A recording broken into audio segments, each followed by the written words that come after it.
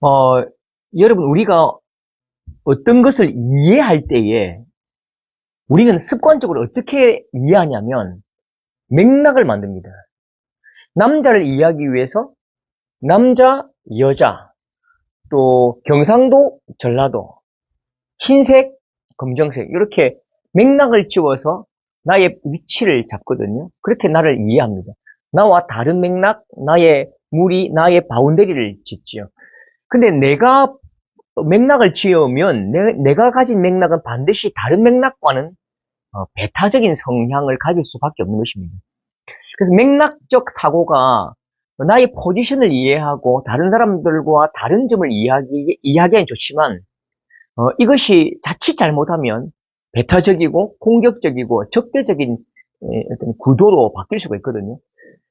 그 중에 맥락적 사고 중에 가장 위험한 사고가 뭐냐면 너무 쉽게 일도 양단이라고 하죠. 단칼에 선과 악을 구분 짓는 것입니다. 선과 악은 함께 할 수 없지요.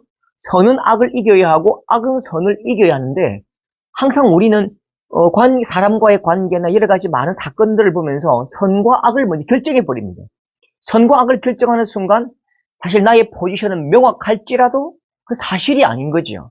사실이 아닌 그 상황을 보고 우리가 악이라 규정하고 미워하고 증오하고 대적할 때에 그건 조금 안타까운 모습이 될 수 있는 거죠.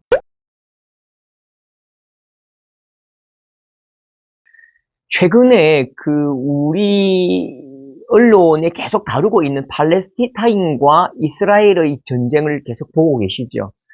이스라엘과 팔레스타인 중에 누가 선이고 누가 악입니까? 혹시 예수 신앙을 가진 분들은 아마 대부분 이스라엘이 선이라고 생각할 것입니다.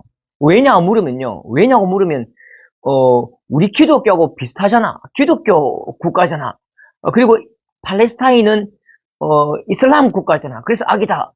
전혀 안타까운 이야기입니다. 왜 사실이 아니냐면 유대교는 기독교가 아니지요. 우리 예수 신앙은 삼위일체 하나님을 믿고 있고 유대인들은 야훼 하나님을 믿고 있는 것이요. 물론 시작점은 똑같다 할지라도 다른 종교라고 분명히 확인하고 싶습니다. 그리고 우리 편이 만약에 유대교가 우리 종교와 같다라고 할지라도 우리 편이 한 건 다 선입니까? 그건 우리식의 그 표현이잖아요. 우리가 남이가 내 편은 다 선이고 내 편은 악을 행해도 선이다. 이 논리에 맞지 않는 거죠. 우리 한국 사람은 대부분 이스라엘 편에 설 것입니다. 저도 약간 그런 느낌이 있는 것 같아요. 약간 이스라엘 편에 있는 것 같아요. 저도요. 왜 그럴까요? 우리 마음속에 미국이 선이라고 생각하는 경향이 있기 때문입니다. 왜 미국이 선이지요? 우리나라가 어려울 때에 북한 공산군에 의해서 이 국권이 침탈당할 때에 우리를 도와준 국가이기 때문에 미국이 행하는 모든 일들에 대해서 선이라고 생각하는 경향이 있습니다. 미국이 철저하게 이스라엘을 돕고 있지요.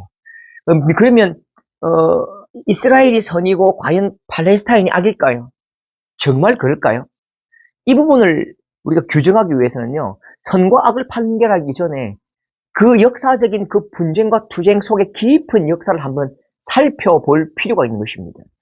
여러분, 우리가 그 빙하를 보잖아요. 빙산 위에 있는 10%를 보면 바람을 따라서 가야 될 것 같습니다. 근데 절대로 빙산은 방향을 따라 흘러가지 않습니다.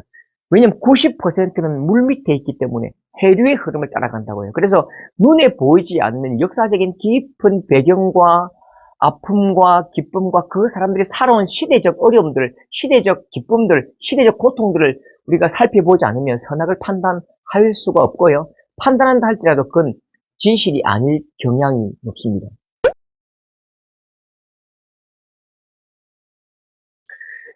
제가 그러면 이스라엘 편에서 한번 이야기해 볼게요. 이스라엘이 AD 70년에 로마의 디도 장군에게 완전히 멸망을 당하지요. 예루살렘 성이 돌 위에 돌 하나도 남지 않고 다 허물어집니다. 그러면서 2000년 동안 디아스포라로 흩어진 민족으로 살고 있는 거죠. 유럽, 러시아, 그다음 아프리카, 미국 이렇게 그냥 하나의 민족으로 디아스포라로 살고 있었다고요. 근데 이 민족에겐 아픔이 있어요. 1500년대, 1600년대 어떤 상황만 벌어지면 이 유대인들이 하나의 타겟이 됩니다. 유대인들을 그냥 학살하고, 괴롭히고, 빼앗고, 그냥 막 죽이는 거죠. 죽음을 당해도 이 사람들이 항거할 수가 없습니다. 왜냐하면 자기를 지켜줄 국가가 없기 때문입니다. 나를 지켜줄 국가가 없는 민족이기 때문에 학살을 당하고 학대를 당하더라도 아무는 호소할 데가 없는 거죠. 근데 이 사람들이 학대를 당한 이유가 무엇인지 아십니까? 예수님을 죽인 민족이라는 하나의 원죄죠. 그것도 사실 말이 안 되죠. 내가 뭐 본 적도 없고 아주 500, 600년 전, 1000년 전에 우리 조상들이 예수님을 죽였다고 해서 내가 그 죄를 당하는 것은 그 죄의 결과를 내가 물어내는 것은 너무 좀 어불성설이죠. 말이 되지 않죠. 그리고 1900년대에 들어서면서부터 이 민족이 큰 이제 고통을 당합니다. 핵심적으로 2차 대전 때에 900만 명 중에, 900만 명 유대인 중에 600만 명이 히틀러에게 암살당합니다.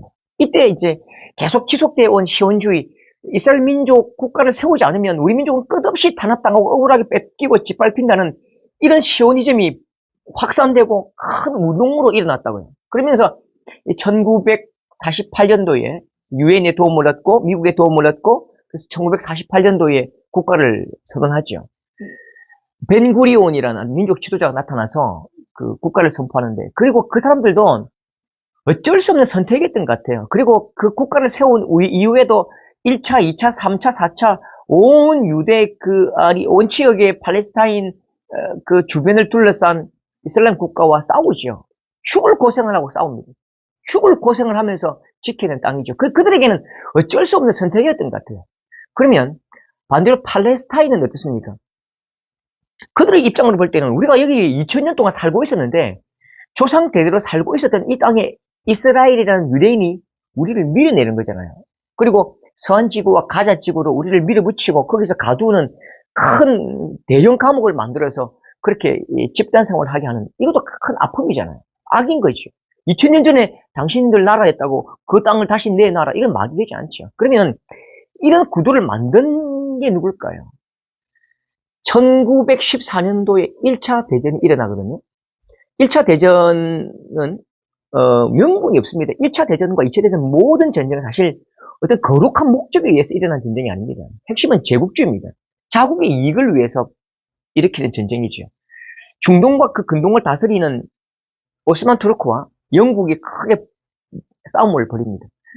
영국이 이기고 싶었어요. 왜냐하면 그 지역에 석유가 나거든요. 그 석유의 모든 근동의 세력들을 한번 제패하고 싶은 거예요.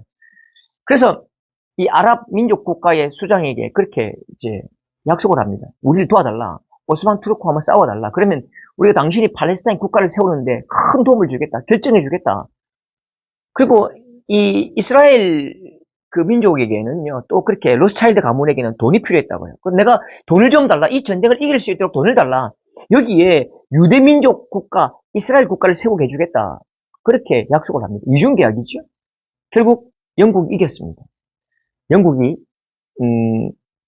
아랍의 그 왕과 세웠던 언약은 완전히 휴지조각이 되어버렸고 이스라엘 백성들과 맺었던 이 언약을 그대로 성취가 되는 거죠.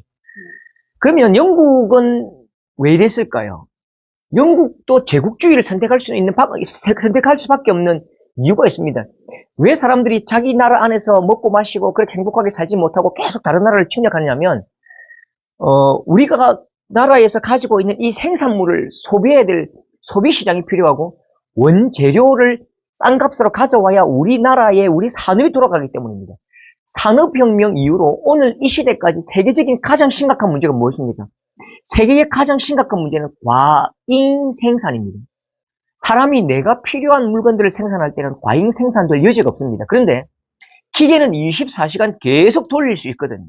계속 돌리면서 물건을 만들어내거든요. 이 물건이 소비되지 못하면 경제 공황이 오는 것입니다. 계속 그 국가는 발달해야 하고 경제가 3%, 5% 성장해야 하기 때문에 성장에는 반드시 과잉 생산이 일어나야 되고 과잉 생산이 소비돼야 됩니다. 그 소비를 위해서 제국주의들은 항상 소비 시장을 만들고 재료를 싼 값으로 가지고 오고 그게 반복적으로 일어나는 거죠. 그러면 세계에서 일어나는 이 모든 전쟁과 학대, 사람이 학살당하고 학대당하는 이 모든 원인이 뭘까요? 저는 진짜 악은요, 인간의 탐욕이라고 생각합니다. 사람이 가지고 있는 욕망, 탐욕이 여러분 이 모든 사람들을 아프게 하고 지옥을 만드는 원흉입니다. 그게 진짜 악입니다. 그리고 그 모든 악의 열매를 사람이 먹고 마시고 있는 거죠. 학대를 당하고 아픔을 당하고 빼앗기고 뺏는 이 지옥 같은 사람들 스스로 만들어 간다고요. 그러면 조금 우리의 욕망과 욕심을 조금 내려놓을 필요가 있지 않을까요? 진짜 하나님 나라는 베풀고 내가 조금 적게 먹고 마시고 내가 적게 쓰더라도 다른 사람들에게 베풀고 흘려보낼 때에 진짜 천국이 오지 않을까? 그렇게 생각합니다. 감사합니다.